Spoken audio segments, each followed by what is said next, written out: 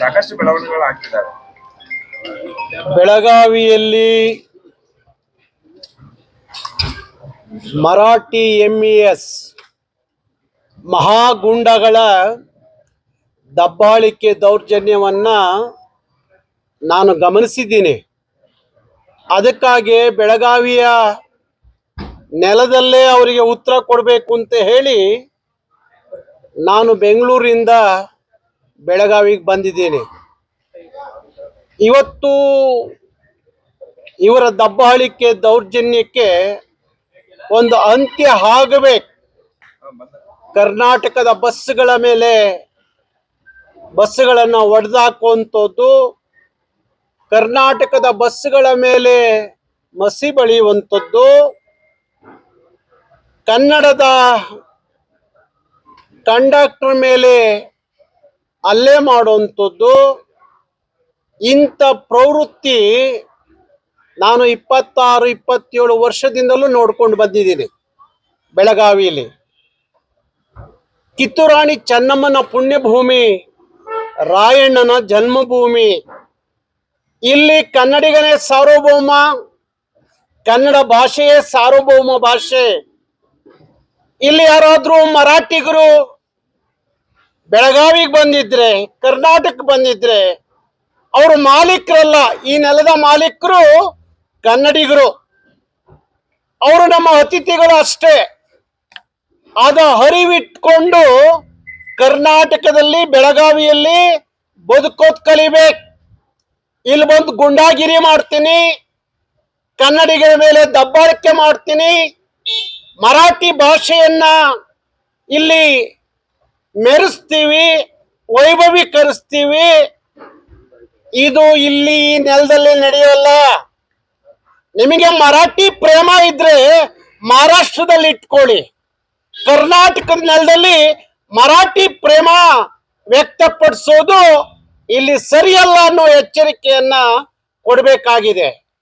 ಇವತ್ತು MES ಗುಂಡಾಗಳಿಗೆ, MES Marathi ಗುಂಡಾಗಳಿಗೆ ನೇರವಾಗಿ ಎಚ್ಚರಿಕೆ ಕೊಡ್ತಾ ಇದ್ದೀನಿ.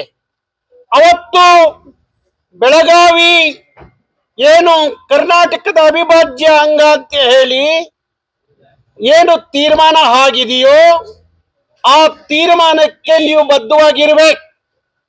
ಒಕ್ಕೂಟದ ಭಾರತದಲ್ಲಿ ಬದುಕುವ ರೀತಿ ನೀತಿಗಳನ್ನ ಮಹಾರಾಷ್ಟ್ರದ ಜನ, ಮರಾಠಿ ಪುಂಡ್ರು, ಎಂಇಎಸ್ ಗೂಂಡಗಳು ನೀವು ಕಲಿಬೇಕು. ಪಕ್ಕದ ರಾಜ್ಯವಾಗಿದ್ಕೊಂಡು, ನನಗೆ ಗೊತ್ತಿದೆ, ನನಗೆ ಅರಿವಿದೆ, ಅಲ್ಲಿ ಕನ್ನಡಿಗರು ಇದ್ದಾರೆ. ಆಗತ್ತ ಇಲ್ಲಿ ಕನ್ನಡ ಮಾತಾಡಿದವ್ರ ಮೇಲೆ ಗುಂಡಾಗಿರಿ ಮಾಡೋದು, ಹಲ್ಲೆ ಮಾಡೋದು, ದಬ್ಬಾಳಿಕೆ ಮಾಡೋದು ಅನ್ನೋದಾದ್ರೆ ನೀವ್ಯಾರು ಕರ್ನಾಟಕದಲ್ಲಿ ಇರಬಾರ್ದು. ಇವತ್ತೇ ಗಂಟು ಮುಟ್ಟ ಕಟ್ಕೊಂಡು ಮಹಾರಾಷ್ಟ್ರಕ್ಕೆ ಹೊರಟ್ಬಿಡಿ. ಇಲ್ಲಿ ಬದುಕ್ಬೇಕು ಅನ್ನೋದಾದ್ರೆ ಕನ್ನಡ ಮಾತಾಡೇ ಬದುಕ್ಬೇಕು, ಕನ್ನಡಿಗರಾಗೇ ಬದುಕ್ಬೇಕು ಹೊರತು ನಿಮ್ ಭಾಷೆ, ನಿಮ್ ಸಂಸ್ಕೃತಿ ಅದು ಮಹಾರಾಷ್ಟ್ರದಲ್ಲಿ ಇಟ್ಕೋಬೇಕು. ಕರ್ನಾಟಕದ ನೆಲದಲ್ಲಿ ನಡೆಯಲ್ಲ. ಇದನ್ನ ಅರ್ಥ ಮಾಡ್ಕೊಳ್ಳಿ. ನಿಮ್ಮ ಬೇರುಗಳನ್ನೆಲ್ಲ ಕಟ್ ಮಾಡಿದ್ದೀವಿ. 7 ಜನ ಶಾಸಕರು ಗೆದ್ದು ಬರ್ತಿದ್ರು, ಇವತ್ತು ಒಬ್ಬ ಎಂಇಎಸ್ ಶಾಸಕ ಇಲ್ಲ. ನಿಮಗೆ ಇನ್ನೂ ಬುದ್ಧಿ ಬಂದಿಲ್ವಾ? ನಿಮಗೂ ಇನ್ನೂ ಯಾಕೆ ಬುದ್ಧಿ ಬಂದಿಲ್ಲ? ಕರ್ನಾಟಕದ ಒಳಗಡೆ ಈ ತರದ ದೌರ್ಜನ್ಯ ದಬ್ಬಾಳಿಕೆಯನ್ನ ಕರ್ನಾಟಕ ರಕ್ಷಣಾ ವೇದಿಕೆ ಯಾವತ್ತೂ ಸಹಿಸಿಲ್ಲ, ಮುಂದೂ ಸಹಿಸಲ್ಲ. ನೀವು ಒಬ್ಬ ಕಂಡಕ್ಟರ್ ಮೇಲೆ ಹಲ್ಲೆ ಮಾಡಿದ್ರೆ ನಾವು 100 ಜನ ಮರಾಠಿ ಗುಂಡುಗಳನ್ನ ಹೊಡೆದಾಕೋದು ನಮಗೆ ಗೊತ್ತಿದೆ, ಹೊಡಿತೀವಿ ಬೇಕಾದ್ರೆ. ಅದಕ್ಕಾಗೆ ಬಂದಿದ್ದೀವಿ. ಈ ತರ ದೌರ್ಜನ್ಯವನ್ನ ನಿಲ್ಲಿಸಿ, ಇಲ್ಲದೆ ಹೋದ್ರೆ ಇಡೀ ಬೆಳಗಾವಿಲಿ ಒಬ್ಬ ಮರಾಠಿ ಇರೋದು ಕಷ್ಟ ಆಗುತ್ತೆ. ಇದನ್ನು ಅರ್ಥ ಮಾಡ್ಕೊಳ್ಳಿ. ಕನ್ನಡಿಗರನ್ನ ಕೆಡಕಬೇಡಿ. ಪುಲಿಕೇಶಿಯ ಇತಿಹಾಸವನ್ನ, ಮಯೂರ ವರ್ಮನ ಇತಿಹಾಸವನ್ನ, ರಾಯಣ್ಣನ ಇತಿಹಾಸವನ್ನ, ಚನ್ನವನ ಇತಿಹಾಸವನ್ನ, ಸಿಂಧೂರು ಲಕ್ಷ್ಮಣನ ಇತಿಹಾಸವನ್ನ ಒಮ್ಮೆ ಓದ್ಬಿಟ್ರೆ, ಒಮ್ಮೆ ತಿಳ್ಕೊಂಡ್ಬಿಟ್ರೆ ಕನ್ನಡಿಗರ ಇತಿಹಾಸ ಎಂತದ್ದು ನಿಮಗೆ ಅರ್ಥ ಆಗತ್ತೆ. ಇವತ್ತು ಏನು ನೀವು ಬದುಕಲಿಕ್ಕೆ ಅಂತ ಹೇಳಿ ಕರ್ನಾಟಕಕ್ಕೆ ಬಂದಿದ್ದೀರಿ, ಬೆಳಗಾವಿಗೆ ಬಂದಿದ್ದೀರಿ. ಕರ್ನಾಟಕದ ನೆಲ ಬಾರಿ ಶಾಂತ ಪ್ರಿಯವಾದಂತ ನೆಲ. ಎಲ್ಲರನ್ನ ನಾವು ಸಹಿಸ್ಕೊಂಡಿದ್ದೀವಿ, ನಿಮಗೆ ಬದುಕು ಕೊಟ್ಟಿದ್ದೀವಿ, ಇಲ್ಲಿ ನಿಮ್ಮ ಬದುಕನ್ನು ಕಟ್ಕೊಂಡಿದ್ದೀರಿ. ಕನ್ನಡಿಗರಾಗಿ ಕನ್ನಡದ ಋಣವನ್ನ ತೀರಿಸ್ಬೇಕು, ಈ ನೆಲದ ಋಣವನ್ನ ತೀರಿಸ್ಬೇಕು. ಅದು ಬಿಟ್ಟು ಕರ್ನಾಟಕದ ನೆಲದಲ್ಲಿ ಕನ್ನಡ ಮಾತಾಡಿದ್ರೆ ಗುಂಡಾಗಿರಿ ಮಾಡ್ತೀವಿ ಅಂದ್ರೆ ಆ ಗುಂಡಾಗಿರಿ ಮಾಡುವ ಕೈಗಳು ಮುಂದೆ ಇರೋದಿಲ್ಲ ಅನ್ನೋ ಎಚ್ಚರಿಕೆಯನ್ನ ಕೊಡ್ತೀವಿ. ಅದಕ್ಕೋಸ್ಕರ ನಾನು ಬಂದಿದ್ದೀನಿ. ನೀವ್ಯಾರು ನಿಮಗೆ ಮರಾಠಿ ಪ್ರೇಮ ಇದ್ರೆ ಮಹಾರಾಷ್ಟ್ರದಲ್ಲಿ ಇಟ್ಕೊಳ್ಳಿ. ಇನ್ನು ಮೇಲೆ ಕರ್ನಾಟಕದ ನೆಲದಲ್ಲಿ ನಡೆಯಲ್ಲ.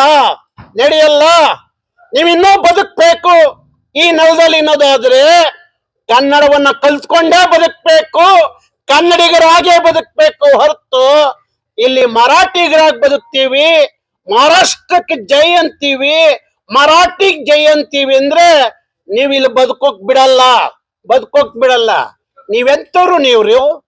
ಯಾಕೆ ನಡ್ಕೋತಾ ಇದ್ದೀರಿ? ಒಂದು ಒಕ್ಕೂಟದ ಭಾರತದೊಳಗಡೆ ಅಕ್ಕಪಕ್ಕ ರಾಜ್ಯದಲ್ಲಿ ಯಾಕೆ ಬದುಕಬೇಕು ಅನ್ನೋ ಅರಿವಿಲ್ಲ ನಿಮಗೆ. ಎಲ್ಲೋ ಭಾರತದ ಗಡಿಯಲ್ಲಿ ಪಾಕಿಸ್ತಾನಿ ಕ್ರೂರಿಗಳು ನಡ್ಕೋತಿರಲ್ಲ, ಹಂಗೆ ನಡ್ಕೋತಾ ಇದ್ದೀರಿ ನಮ್ಮ ನೆಲದಲ್ಲಿ. ನಿಮಗೆ ಮಾನ ಮರ್ಯಾದೆ ಇದ್ರೆ, ನಿಮಗಂತ ಸ್ವಾಭಿಮಾನ ಇದ್ರೆ ಹೋಗ್ಬಿಡ್ರಿ ಮಹಾರಾಷ್ಟ್ರಕ್ಕೆ. ಯಾಕೆ ಬೇಕು ನಿಮಗೆ ಕರ್ನಾಟಕದಲ್ಲಿ ಇರ್ಬೇಕಾದ್ರೆ ಇಲ್ಲಿ ಕನ್ನಡಿಗರಾಗಿ ಕನ್ನಡವನ್ನ ಕಲಿತು ಬದುಕೋದ ಆಗ್ಬೇಕು. ಅದು ಬಿಟ್ಟು ಈ ತರದ ದೌರ್ಜನ್ಯ ದಬ್ಬಾಳಿಕೆಯನ್ನ ಸಹಿಸಲ್ಲ. ಅವ್ರು ಯಾರ್ರಿ? Police commissioner. ನೀವು ಯಾಕ್ರಿ ಕಂಡಕ್ಟರ್ ಮೇಲೆ ಅಲ್ಲೇ ಒಳಗಾದಂತ ಒಬ್ಬ ಕಂಡಕ್ಟರ್ ಮೇಲೆ ನೀವು ಅವನ ಮೇಲೆ ಲೈಂಗಿಕ ದೌರ್ಜನ್ಯ ಕೇಸನ್ನ ಹಾಕ್ತೀರಿ ಅಂದ್ರೆ ನೀವೇನ್ ಕರ್ನಾಟಕದಲ್ಲಿ ಇದ್ದೀರಿ ಇಲ್ಲ ಮಹಾರಾಷ್ಟ್ರದಲ್ಲಿ ಇದ್ದೀರಾ? ಅವ್ರು ಯಾರು? ಇನ್ಸ್ಪೆಕ್ಟರ್ ಯಾರು? ಅವನು ಮುಖದ ಮೇಲೆ ಹೊಡೆದು ಬುದ್ಧಿ ಹೇಳಬೇಕು. ನೀನು ಕರ್ನಾಟಕದ ನೆಲದಲ್ಲಿ ಕೆಲಸ ಮಾಡ್ತಾ ಇದೀಯಾ, ನೀನು ಮಹಾರಾಷ್ಟ್ರದಲ್ಲ ಅಂತ ಹೇಳಿ ನಾನು ಪೊಲೀಸ್ ಕಮಿಷನರ್ಗೆ ಹೇಳ್ತಾ ಇದ್ದೀನಿ. ತಕ್ಷಣ ಅವ್ರ ಮೇಲೆ ದಾಖಲೆ ಆಗಿರುವ ಕೇಸನ್ನ ವಾಪಸ್ ಪಡಿಬೇಕು. ಮಾನ್ಯ ಗೃಹ ಸಚಿವರು ತಾವು ಈ ಕಡೆ ಗಮನ ಹರಿಸ್ಬೇಕು. ನಿಮ್ಮ ರಾಜಕೀಯ ದೊಂಬರಾಟದಲ್ಲಿ ಕರ್ನಾಟಕದ ಮಕ್ಕಳ ಬಗ್ಗೆ, ಕನ್ನಡಿಗರ ಮೇಲೆ ಇಲ್ಲಿ ನಡೆಯುವ ದೌರ್ಜನ್ಯವನ್ನ ಗಮನಿಸ್ಬೇಕು. ಅವನು ಯಾವನು ನಿಮ್ಮ ಅಧಿಕಾರಿ ಕೇಸ್ ಹಾಕ್ತವನು ಅವನ್ ಸಸ್ಪೆಂಡ್ ಮಾಡಿ ಮನೆ ಕಳಿಸ್ಬೇಕು.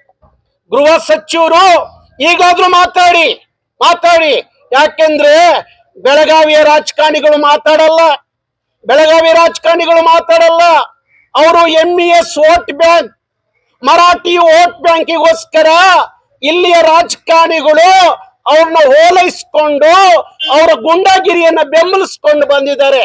ಅವ್ರಿಗೇನಾದ್ರೂ ಸ್ವಾಭಿಮಾನ ಇದ್ರೆ, ಈ ನೆಲದಲ್ಲಿ ನಾವು ಹುಟ್ಟಿದೀವಿ, ಈ ನೆಲದಲ್ಲಿ ನಾವು ಈ ರಾಜಕಾರಣ ಮಾಡ್ತಾ ಇದೀವಿ, ಕನ್ನಡಿಗರು ನಮಗೆ ಅಧಿಕಾರ ಕೊಟ್ಟಿದ್ದಾರೆ, ಮರಾಠಿಗರೆಲ್ಲ ಅಧಿಕಾರ ಕೊಟ್ಟಿರೋದು ಅಂತ ನಿಜವಾದ ಕಾಳಜಿ ಕನ್ನಡದ ಬಗ್ಗೆ, ಕನ್ನಡಿಗರ ಬಗ್ಗೆ, ಈ ನೆಲದ ಬಗ್ಗೆ ಇರೋದಾದ್ರೆ ಇಲ್ಲಿಯ ರಾಜಕಾರಣಿಗಳು ಏನು ನೀವು ಸ್ವಾಭಿಮಾನಿಗಳಾಗಿದ್ರೆ ಈ ನೆಲದ ಮಕ್ಕಳ ಬಗ್ಗೆ ನಿಮಗೆ ಕಾಳಜಿ ಇರ್ಲಿ.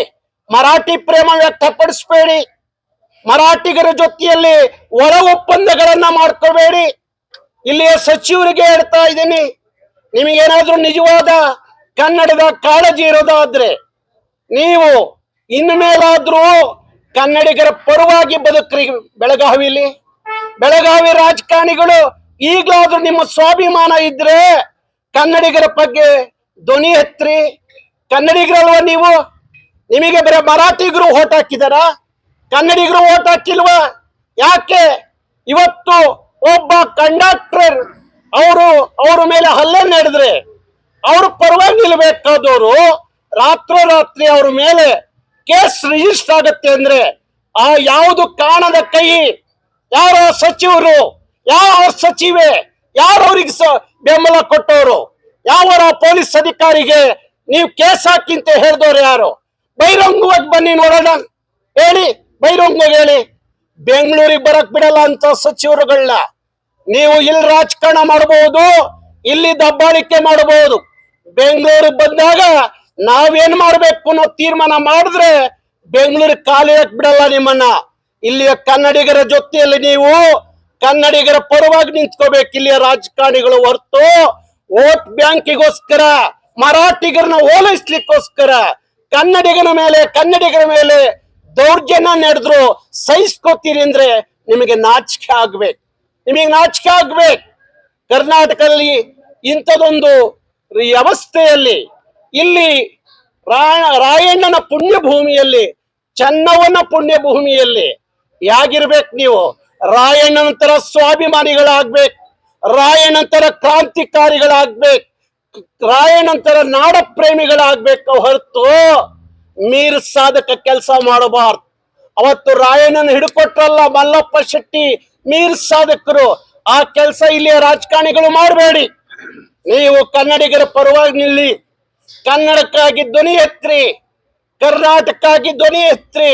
ಅದು ಬಿಟ್ಟು ನಿಮ್ಮ ರಾಜಕೀಯಕ್ಕೋಸ್ಕರ ಈ ಸ್ವಾಭಿಮಾನಿ ನಾಡನ್ನ ಬಲಿ ಕೊಡಬೇಡ್ರಿ ಅಂತ ಹೇಳಿ ಇಲ್ಲಿಯ ರಾಜಕಾರಣಿಗಳಿಗೆ ನೇರವಾಗಿ ಎಚ್ಚರಿಕೆಯನ್ನ ಕೊಡ್ತಿದೆ.